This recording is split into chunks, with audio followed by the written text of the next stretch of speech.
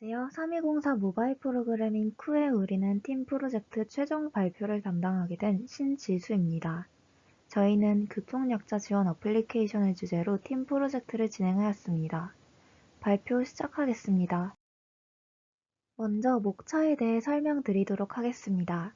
1번 프로그램 개요에서는 프로그램 개발 배경과 목적에 대해 설명할 예정입니다.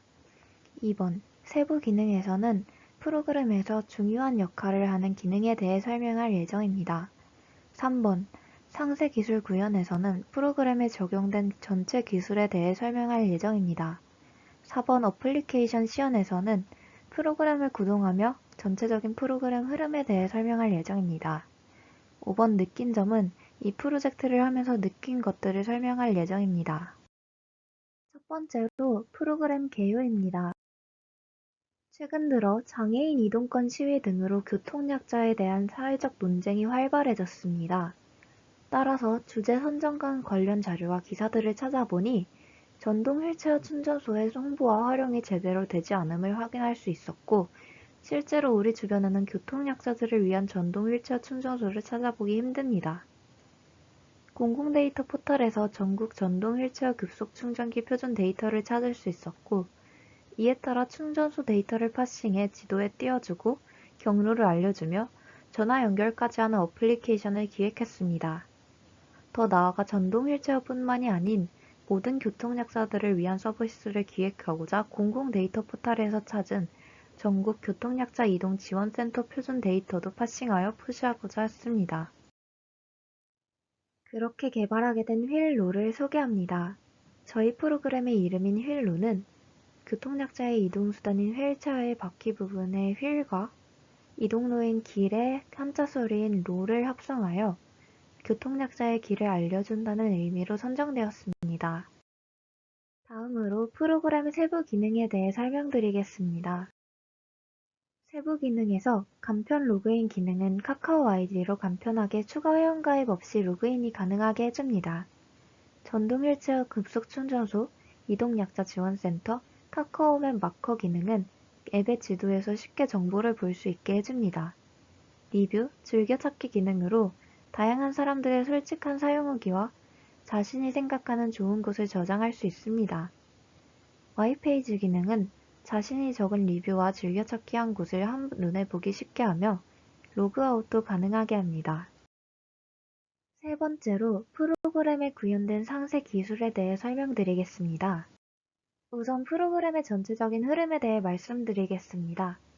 로딩 화면인 스플래시 메인 액티비티에서는 공공 데이터 포털에서 가져온 데이터를 3초간 파싱하여 데이터 오브젝트에 정보를 저장합니다. 로그인 액티비티에서는 카카오 로그인 API에 접근하여 로그인을 시도하고 로그인 성공 시 유저 인포 오브젝트에 유저 정보를 저장합니다. 맵 액티비티에서는 카카오 맵 API를 통해 불러온 카카오 맵 뷰에 데이터 오브젝트에 저장해 두었던 공공 데이터로 마커를 생성하며 마커 클릭 시 해당하는 지원소의 정보를 바탕으로 즐겨찾기 리뷰 데이터를 DB에서 불러와 보여주고 업데이트합니다. 마이페이지 액티비티에서는 카카오 API를 통해 프로필 이미지를 표시하고 유저 인포 데이터로 DB를 검색해 즐겨찾기 리뷰 데이터를 탭바와 리사이클러 뷰로 보여줍니다. 또한 마이페이지에서는 즐겨찾기와 리뷰 삭제가 가능한데 이 경우에도 즉시 DB 업데이트를 진행합니다. 다음으로 데이터 관련 구현 기술에 대해 설명하겠습니다. 먼저 공공 데이터 포털에서 제공하는 전국 전동 휠체어 급속 충전기 표준 데이터, 전국 교통약자 이동 지원센터 표준 데이터 두 가지의 공공 데이터를 사용하여 개발을 진행하기 때문에 두 가지 데이터의 오픈 API 활용 신청을 진행하였습니다. 두 개의 데이터 모두 반기에 한 번 최신화가 되기 때문에 내부 저장소에 데이터를 저장하는 것이 아닌 오픈 API를 활용해 앱을 실행할 때마다 데이터를 최신화가 이루어지도록 구현하였습니다. 공공 데이터 포털의 오픈 API 사용 승인 후 엔드포인트에 서비스 키를 연결해 XML 데이터를 가져올 수 있었습니다. 안드로이드 프로젝트 내부에서는 오픈 API를 사용하기 이전에 API 사용 및 XML 데이터 파싱을 위한 종속 권한 설정을 해주었고, XML 데이터를 불러와 담기 위한 데이터 클래스를 설계하였습니다. 설계 후에는 XML 데이터 저장을 위한 데이터 매니저 오브젝트를 구성하였고, 각각의 데이터를 담을 어레이 리스트 및 API URL을 추가하였으며, 코루틴 스코프를 사용해 네트워크 요청을 진행하였습니다. 네트워크 요청이 성공적으로 진행되면 JSON과 코루틴을 이용해 두 개의 XML 데이터 파싱을 진행하였고, 데이터별로 XML에 있는 정보 중 필요한 데이터를 선택해 추출하고 데이터 매니저 리스트에 추가하여 데이터 처리를 마무리하였습니다. 데이터베이스는 파이어베이스를 이용하였습니다. 초기에는 MySQL과 AWS를 안드로이드와 연동하여 구축하려 했지만 프로젝트의 무게가 가볍고 안드로이드 스튜디오와 호환이 잘 되며 무료로 서버까지 구축 가능한 DB가 파이어베이스였기 때문에 변경하게 되었습니다. 강의에서 제시한 리얼타임 DB보다는 학부생 수준에서 흔히 접할 수 있는 형식의 파이어스토어를 사용하였으며 사용을 위해 파이어베이스에 안드로이드 프로젝트를 연결한 후 프로젝트의 파이어베이스 이용을 위한 파일 추가 및 종속성을 추가하여 프로젝트와 데이터를 연결하였습니다. 저희 어플에서는 공공 데이터의 양이 방대하지 않기 때문에 스플래시 액티비티에서 3초간의 로딩 시간을 통해 XML 데이터를 파싱하며 데이터 매니저 오브젝트의 리스트에 저장합니다. 이후 로그인 액티비티로 전환하게 됩니다. 다음으로 카카오 로그인 API 적용 내용을 소개하겠습니다. 화면에 보이는 이미지는 로그인 API를 적용했을 때의 세부 진행 과정을 나타낸 것입니다. 간단히 말씀드리자면 로그인 요청이 있었을 때 앱 혹은 웹으로 로그인을 진행하고 카카오 인증 서버에서는 사용자를 인증한 후 동의 항목을 요청합니다. 서비스에서는 동의 항목 확인 후 앱에 등록된 리다이렉트 URL을 통해 인가 코드를 반환받습니다. 카카오 개발자 사이트에서 로그인 API 관련 설정 부분입니다. 개발자 문서에 따라 카카오 개발자 사이트에 내 애플리케이션에 어플을 등록하였습니다. 등록 후 패키지명을 기입하고 키의 핵심 값을 각 개발 환경에서 생성하여 등록하였습니다. 이후 카카오에서 제공하는 카카오 로그인 활성화, 비활성화 조작 버튼을 통해 카카오 로그인 기능을 활성화했습니다. 카카오 로그인 시 개인정보 권한 항목을 지정해 주었습니다. 이때 닉네임과 프로필 사진을 필수 동의 항목으로 지정해 두었고 DB 접근 시 키 역할을 하는 이메일 역시 필수 동의 항목으로 넣으려 했으나 이는 카카오의 검수가 필요해 진행하지 못하였습니다. 따라서 저희는 DB로 즐겨찾기, 리뷰를 받아오는 서비스이기 때문에 우선 선택 동의로 설정하고 검수가 완료된 상황을 가정해 개발을 진행하였습니다.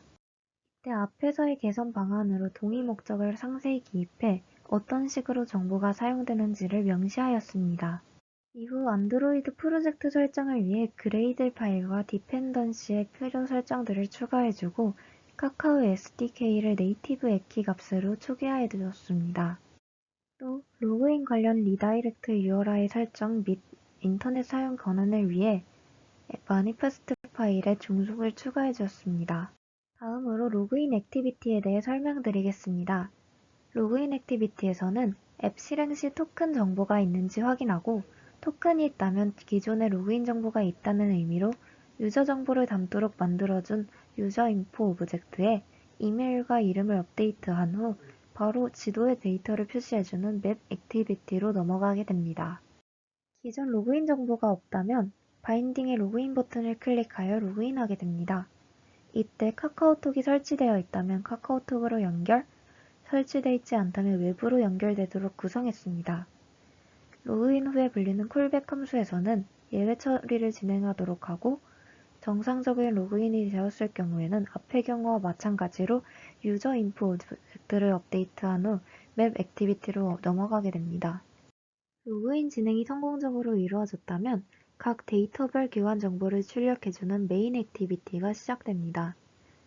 지도는 카카오 맵 API를 이용해 구현하였으며 카카오 맵을 사용하기 위해 파일을 다운받아 오른쪽 이미지와 같이 파일을 넣어주고 종속선을 상환하였고 지도 사용과 권한 정보를 얻기 위해 매니페스트에 이미지와 같이 추가하였습니다.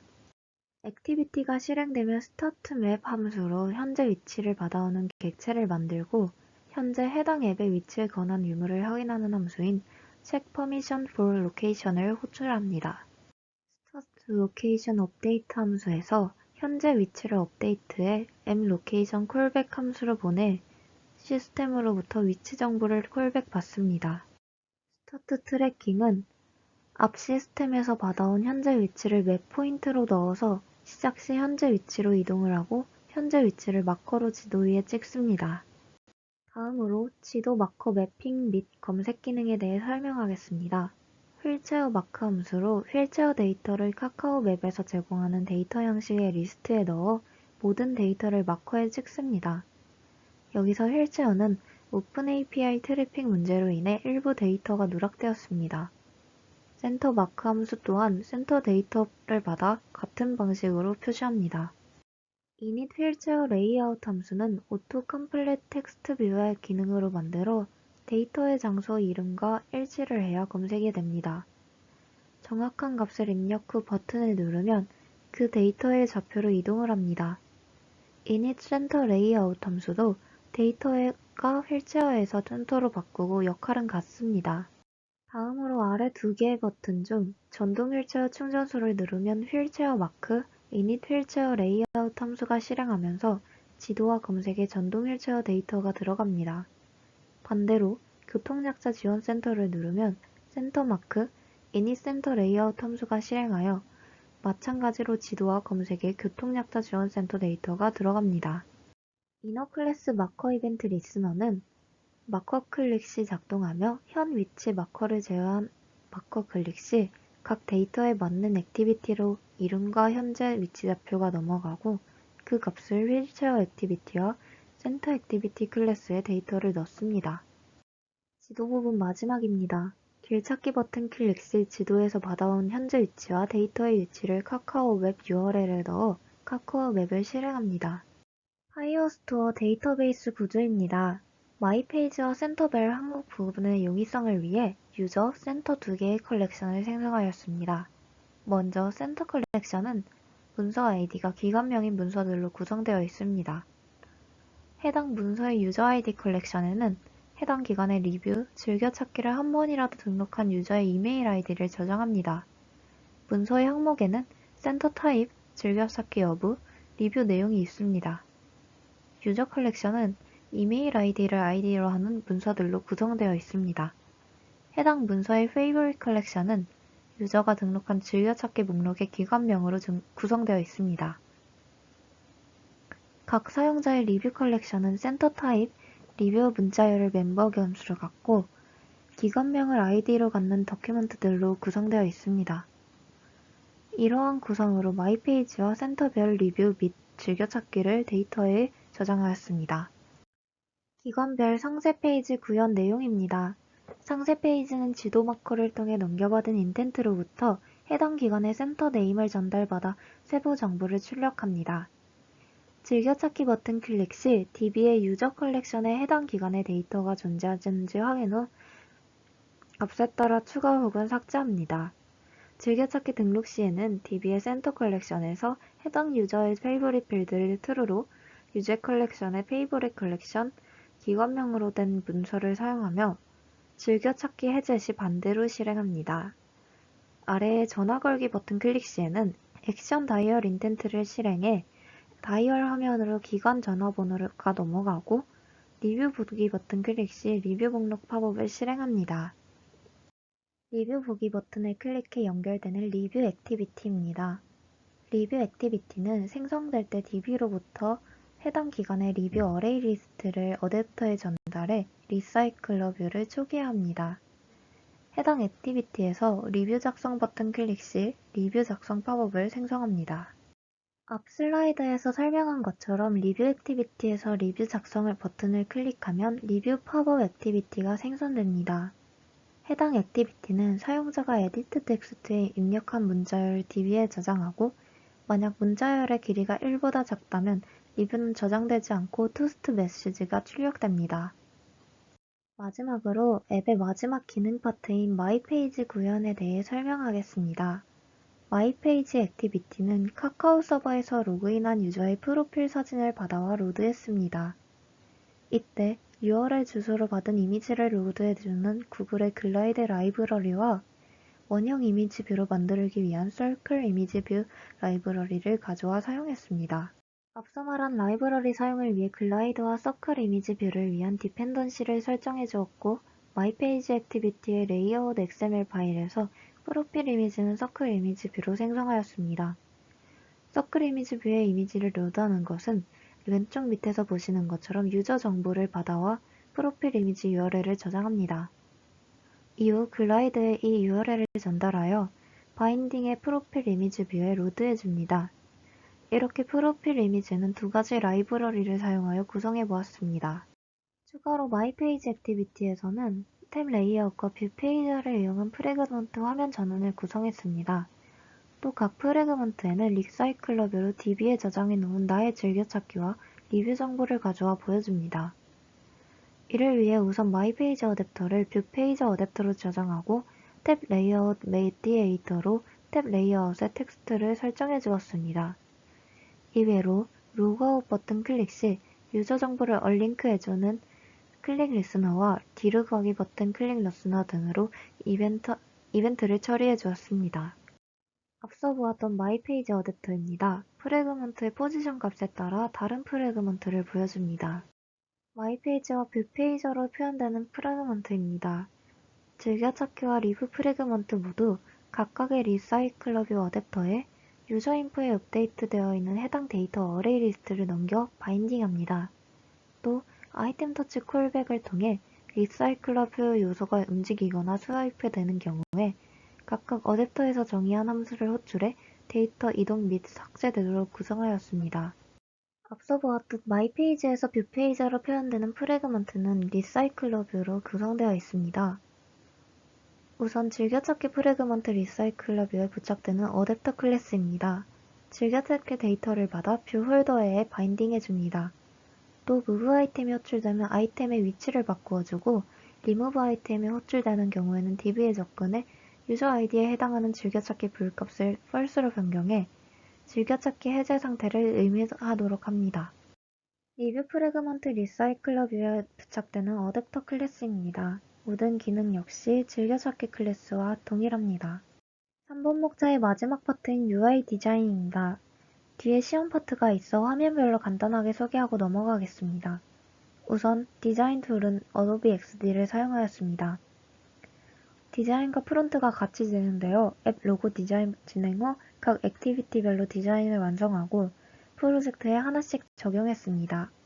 스플래시 액티비티와 로그인 액티비티입니다. 스플래시 액티비티에서 넘어와 카카오에서 제공한 카카오 로그인 버튼을 배치했습니다. 데이터별 마커가 찍혀있는 맵 액티비티와 팝업 액티비티입니다. 맵 액티비티에서는 전체적인 맵 마커와 상단의 검색창 버튼을 배치하였고, 하단에는 데이터를 선택할 수 있는 버튼 2개와 마이페이지로 이동할 수 있는 버튼을 배치하였습니다. 마커 클릭 시 화면에 보여지는 팝업 액티비티는 상단의 뒤로 가기 버튼, 즐겨찾기, 길찾기 버튼을 배치하였으며 아래로 타이틀, 기관 정보, 전화 버튼, 리뷰 버튼을 배치하였습니다. 앞서 팝업 액티비티에서 언급하였던 리뷰 버튼 클릭 시 이동하는 리뷰 보기 및 작성 액티비티입니다. 해당 액티비티에서는 사용자들이 해당 기간에 작성한 리뷰를 볼 수 있도록 리사이클러 뷰를 배치하였고, 하단에는 배치된 리뷰 작성 버튼을 통해 리뷰 작성 팝업을 띄울 수 있도록 디자인하였습니다. 마지막으로 마이페이지 액티비티입니다. 상단에는 뒤로 가기 로그아웃 버튼을 배치하였고 아래로 프로필 사진 및 프로필명을 표시할 수 있게 배치하였습니다. 하단에는 현재 즐겨찾기 및 작성한 리뷰를 확인할 수 있게 뷰 페이저와 리사이클러 뷰를 배치하였습니다. 앞에서 보신 디자인들을 적용해 이미지 파일 추가 후 프로젝트 XML 파일에 대한 디자인 적용을 진행하였습니다. 레이아웃은 화면 크기별 최적화를 위해 모두 컨스트레인트 레이아웃으로 맞춰 진행하였고, 화면 최적화를 위해 초기 디자인과 변경된 부분이 일부 생겼습니다. 여기까지 휠로 상세 기술 구현 관련 설명이었습니다. 네 번째로 휠로 어플리케이션 시연입니다.